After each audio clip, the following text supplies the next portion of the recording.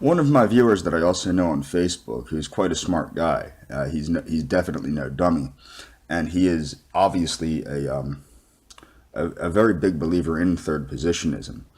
Wondered how absolute freedom of one of the things I support is absolute freedom of association of all law-abiding citizens of the Americas, and I would say even of the world. I have nothing wrong with people associating with one another. And some people, like he pointed out, well, how could this work with eugenics? One of the things with eugenics is it happens naturally. People naturally seek out the best mate. They gravitate to people that they want to breed with. What's interesting to note, there's nothing wrong with mixing of different people.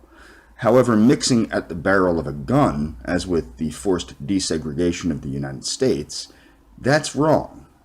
And the reverse of that kind of happened in Nazi Germany and in some Scandinavian countries and the USSR with the eugenics programs, and in the USA with eugenics programs.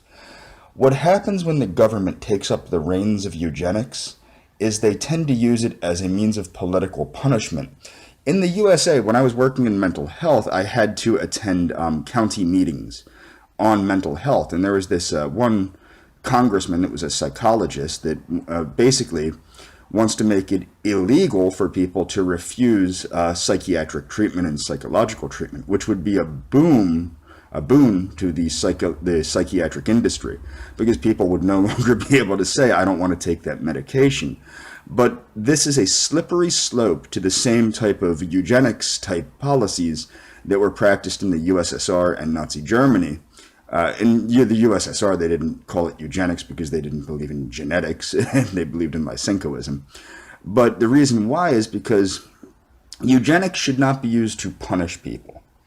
What I would recommend, how the best way to do eugenics as far as the government is concerned, is to educate people into the responsibility, their own responsibility to their as of yet unborn offspring, to make them healthy, smarter, stronger. Okay. And also, I believe that instead of the government socializing and supporting the hell out of birth control and abortions and all this stuff, they should be supporting pre-implantation selection of embryos to make sure that people have the choice, if they want, to only have the healthiest embryos implanted, and therefore having the healthiest offspring. It's only normal, I would say, to encourage that, because you could eradicate, even with that somewhat crude technology, you could eradicate many genetic diseases within one generation and make the populace much healthier. As far as freedom of association goes, what people need to understand, the United States has always been multi-ethnic and multiracial.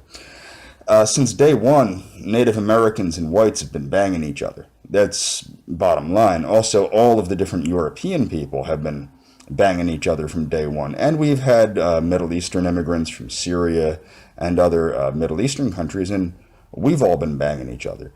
But what's interesting is with the Negroes, we, despite having contact with one another, mostly the Negroes and the whites, and even the different types of white, all kind of stuck to their own. But when you mix organically, it's less of a problem, because the stupid people tend to gravitate toward the stupid people of all races, and the smarter people tend to gravitate toward the smarter people, and the more athletic people toward the more athletic people. But the other thing that's important to understand is this is not a bad thing. People have always been mixing in this way. Again, the mixing is not the problem. It's only when the government begins to forcibly mix you or forcibly force you not to integrate that you see a severe issue going on.